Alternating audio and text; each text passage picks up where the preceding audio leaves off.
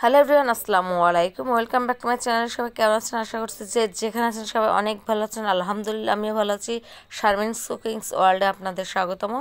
তো আজকে আমি একটা ইউনিক বেগুনের রেসিপি নিয়ে আসলাম। বেগুন চপ মাংস দিয়ে, 3-4 পিস মাংস দিয়ে হয়ে যাবে, যেটা আপনারা অনেক সময় কিন্তু রান্না করে ফেলে দেওয়া লাগে মাংস, অনেক সময় অনেকে খায় না, পড়ে থাকে চুলা কারাইতে।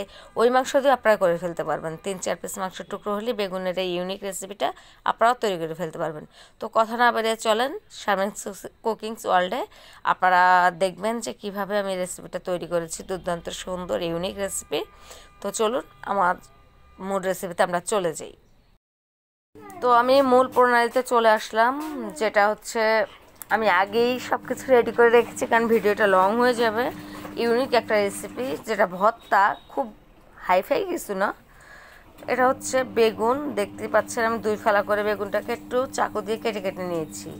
3টা বেগুন আছে, তার মানে 6 পিস। তো আমি এটাকে কী করেছি, লবণ, হলুদ, মরিচ আর একটু সরিষার তেল দিয়ে মাখিয়ে রেখেছি অনেকক্ষণ। তো আরেকটা কাজ করেছি, সেটা হচ্ছে মুরগির বুকের মাংস।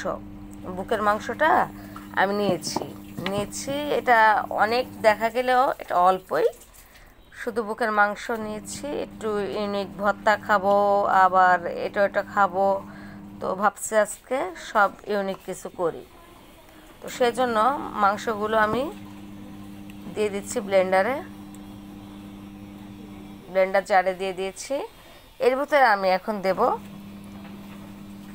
একটু পেঁয়াজ দিয়ে দেব, আর দেব রসুন, কয়েক কোয়া রসুন দিয়ে দিলাম। তারপর আমি যেটা দেব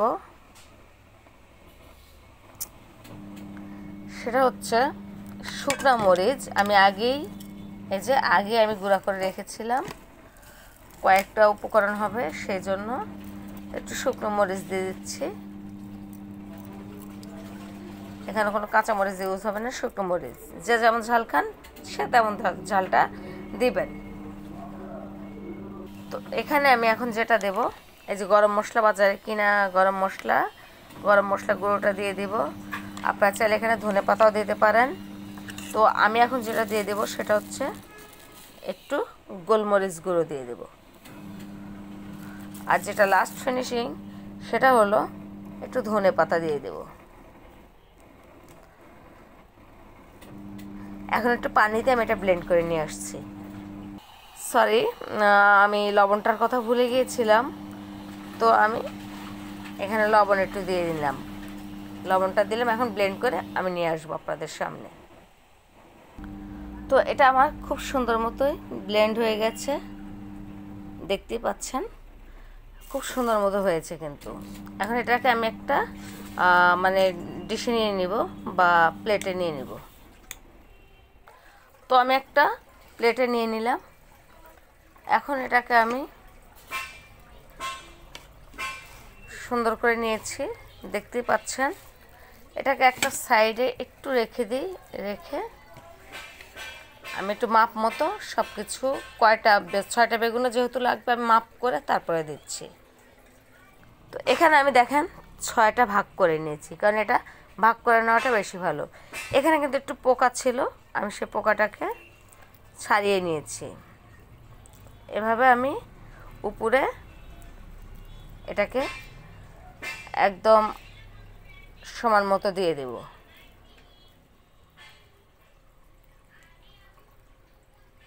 আমি এভাবে করে দেখাচ্ছি, সমান করে উপরে শুধু দিয়ে দিতে হবে। তোমার একদম সবগুলোই কোট করা শেষ হয়ে গেছে। মাংস উপর দিয়ে দিয়েছি, দেখতে পাচ্ছেন সবগুলোর উপরে। এখন এটাকে শুধু ভেজে নেব। যাদের ওভেন আছে তারা ওভেনে করতে পারেন, তাহলে বেশি ভালো হয়। যেহেতু আমি ওভেনে করব না, আমি চুলাতে করব, সবার দেখানোর জন্য যে সবার তো আর ওভেন নেই। তো সেই ক্ষেত্রে আমি এটা চুলাতে ফ্রাই প্যানে করব। তো আমি চুলাতে একটা ফ্রাই প্যানে তেল দিয়ে দিয়েছি, দেখতে পাচ্ছেন। এখন আমি আস্তে আস্তে আমার এই যে বেগুনের এই চপগুলোকে এই যে এটা এইভাবে দিয়ে দেব, যেন নিচের দিকটা হয়। তারপর উল্টিয়ে দেব। যখন এই এই সাইড হয়ে যাবে তখন আমি উল্টিয়ে দেব।